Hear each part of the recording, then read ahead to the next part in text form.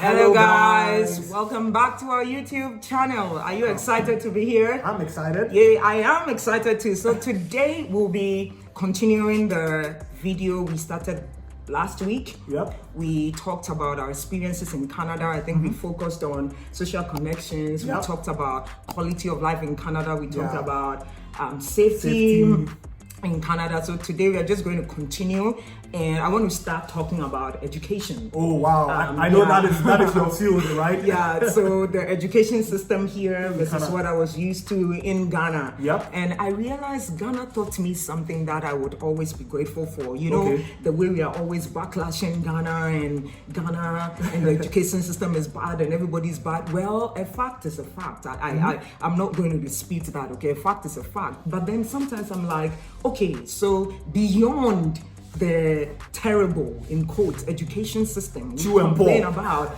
right? What are you also doing? Because people, an example, myself, we've gone through the Ghanaian education system. Right. And by God's grace, we are not bad. We came out and good. so, yeah, what I want to even say before I start doing that comparison is, let's not backlash it too much and every time Demonize it. think more about what you can also do, right? Yeah. Of course, like even in helping people with personal statement and things like that, sometimes I look at it, I'm like, is this from the Ghana education system? And I'm like, no, don't come and Can't blame the system exclusively. Exactly, I love it. So all I'm saying here is we cannot blame the system 100%. You are also a part. You are also a part of it. Of course, the system is not the best, but we cannot blame it 100%. So one thing the Ghana education system taught me that I appreciate is the true and poor. Hey, you know, I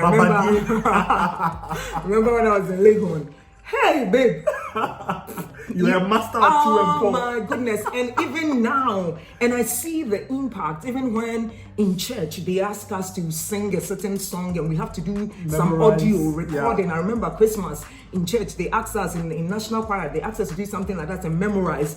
Yeah. And by God's grace, I'm able to memorize all the stanzas and sing because of True and poor. So that's Wow. what I'm saying. Sometimes, and I remember my supervisor in my PhD, she told me that you need to really know your work so that when you are presenting, Yeah, especially- you are not reading. Yeah. And coming to Canada, I see most people in the education system, like students that I was working with, so many people, some people would have notes Yeah. when they have to present. But I don't have everything notes. So you see the advantage of true and poor. And even most of the time I write my own notes, but I never look on my notes. Yeah. I do it in such a way that everything is in my mind. So I look at the slide and then I'm telling a story. Talking. And then I'm talking and I'm looking in front of the TED Talk. Yeah, and I'm talking and I'm looking at the audience face. I just need to look at the point and I'm looking. But then I realize some folks in Canada, some folks here, they have to be looking on their notes and be reading. And some people I've been to some conferences, and not just in Canada, I'm like all over. I've been where you see people read. Do you see? So please, if you are in Ghana and you are able to do true and poor now, well, it's not like the best, but take the good out of it. So that's what I want to say, because here you do not do true and poor. Yeah. So the challenge for me in the Canadian system was that now there's nothing like true and poor. You have to understand. You have to understand. You have to write it in your own words. You have to be You have- independent. in your exactly. thinking. You are not plagiarizing your professor's notes. Oh, and plagiarism. Look, plagiarism is a big no-no here. My goodness.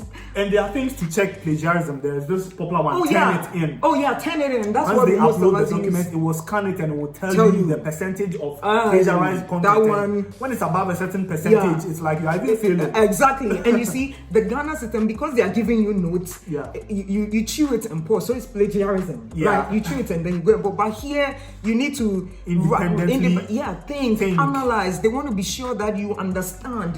So you come out being a critical thinker. Exactly. Yeah, someone will say, what is critical thinking? Like, it's kind of like broad, but it's like you understand You what can you are analyze producing. things. You can analyze Look things. at it from different perspectives. Exactly, thank you. Look at things from different perspectives. Not just from the perspective of what you've read in the handout or the notes. Exactly, and also make it your own. Exactly. So that there's some authenticity Thank to you very it, much. right? There's authenticity. And even when you are citing from other people, you make sure that you are not using the exact words. For Yeah. example, somebody writes Autry et al. 2020 says the boy is going to school.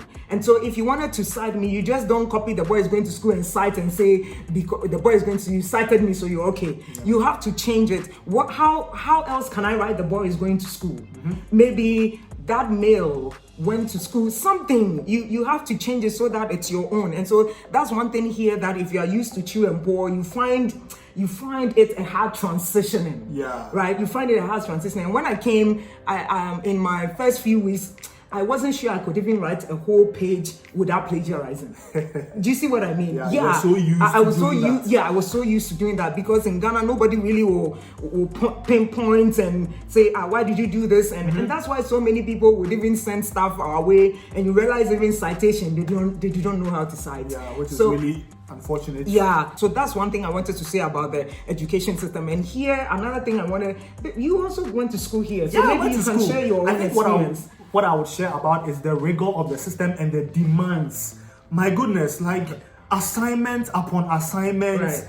And I mean, for me, the course that I did, there was practical lab work involved. There were times where we have to spend all night in the lab work just trying to figure out an assignment or understand something that the professor had given us. And I'm like, man, this is so much work. I know, right? Like so much work. And that even reminds me, when I was in Ghana, I could take about 7 courses or so a semester, and I was okay.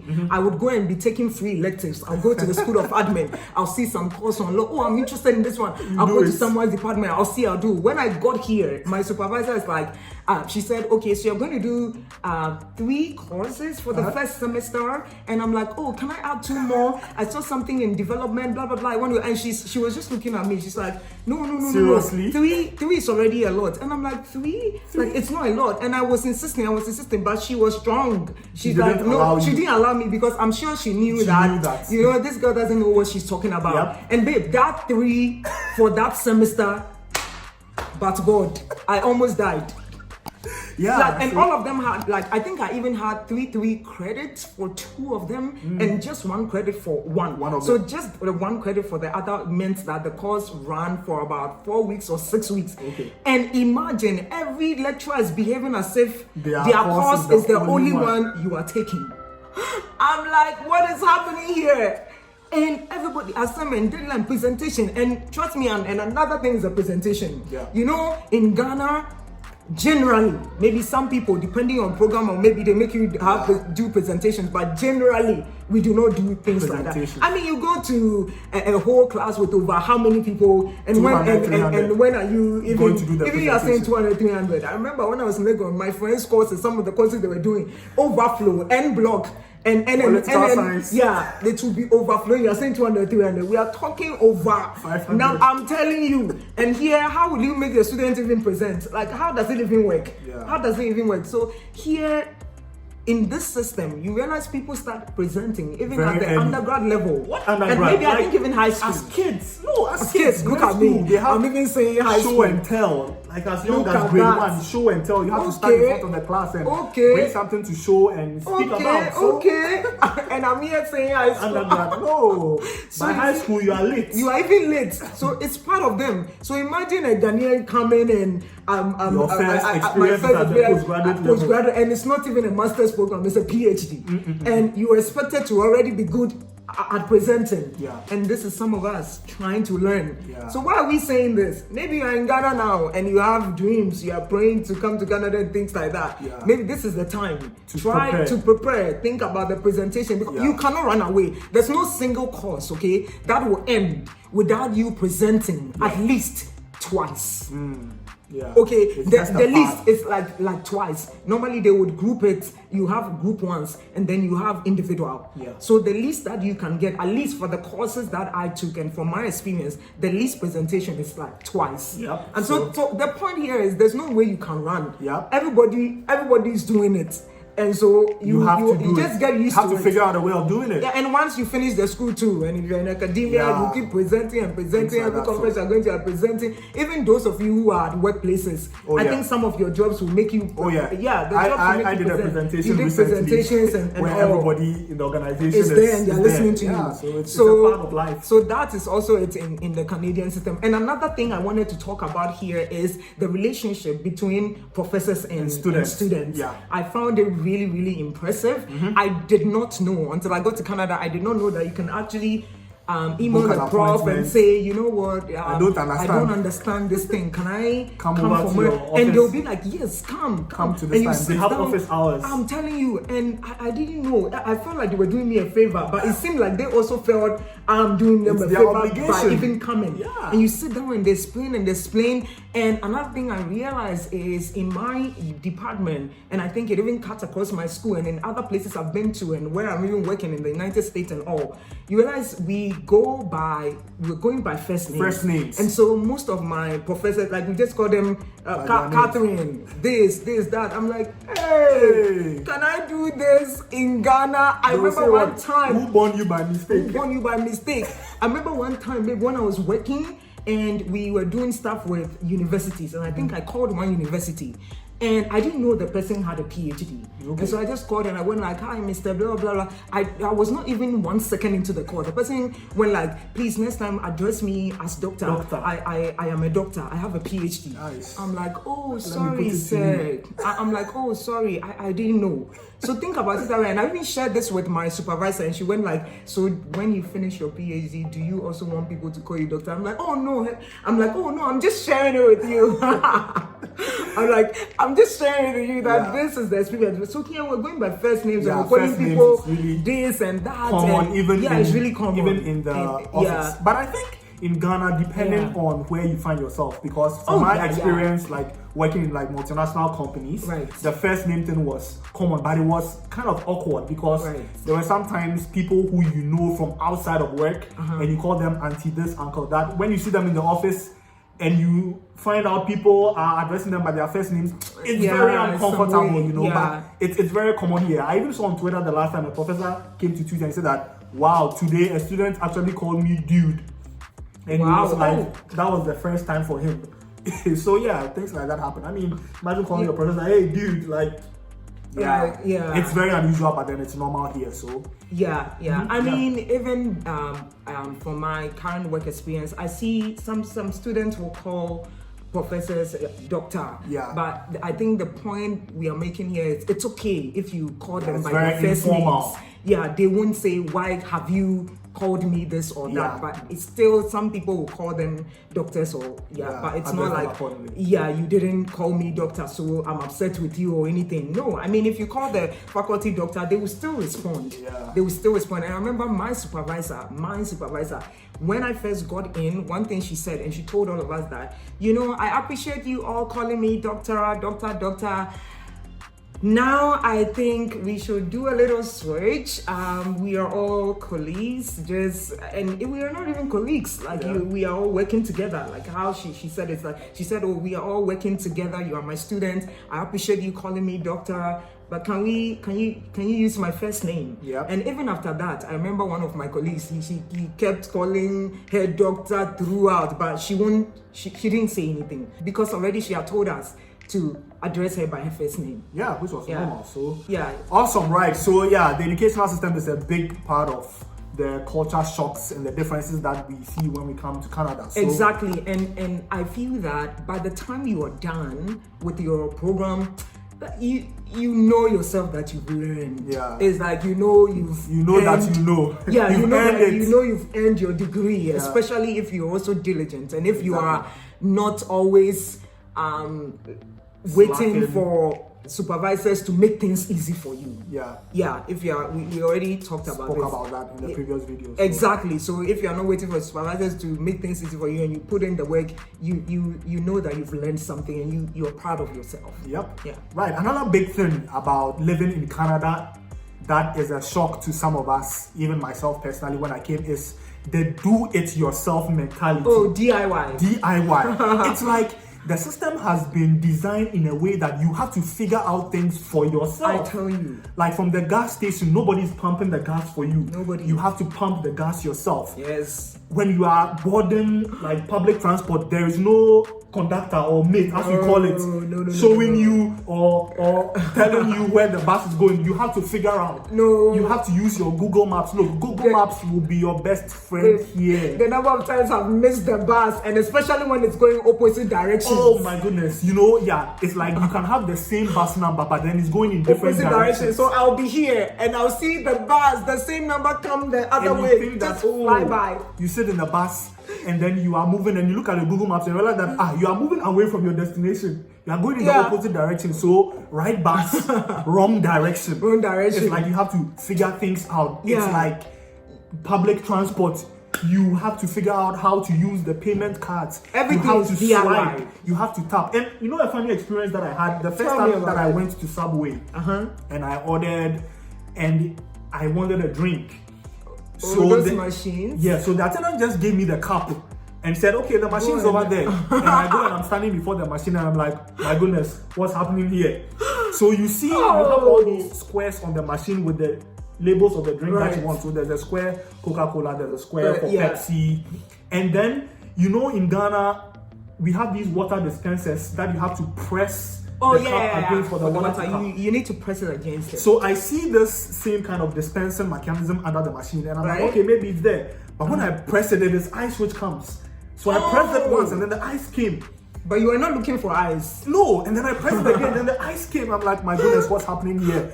What's happening here? Let me not come and disgrace myself. You already disgraced yourself. So I think after some minutes, I figured that, you just need to press the button of the drink that you want. So just push it. And then the drink started coming. I'm like, oh my goodness. Okay, like, so it's DIY. Yeah, I mean, sometimes you don't want to ask because it would look as if, but I realized that when you ask, they are nice, they will tell you. And there are always people who don't know everything. I think that is one of the things to know that not everyone knows everything. So there have been even times where a bus driver has given me wrong information about a stop where I can catch a connecting bus. You see, so it's like, I mean, so don't be afraid to ask. Oh yeah. If you don't know, ask. Yeah, but the system is largely DIY. It's like, and it's so everything. Did you talk about home and everything? Yeah, that's what I was going to say. That like the things in Ghana where you call someone, a plumber, electrician, come and do those this kind of things. Yeah. Like, it's so expensive here. Exactly. Just to get a plumber to change maybe a tap can cost you like $200 or $300. And even when you want to mend your clothes, oh my goodness. Let's say you want to just put a zip, and that's why I told you and that's why I told you I've been looking for a sewing machine. I've been telling you just to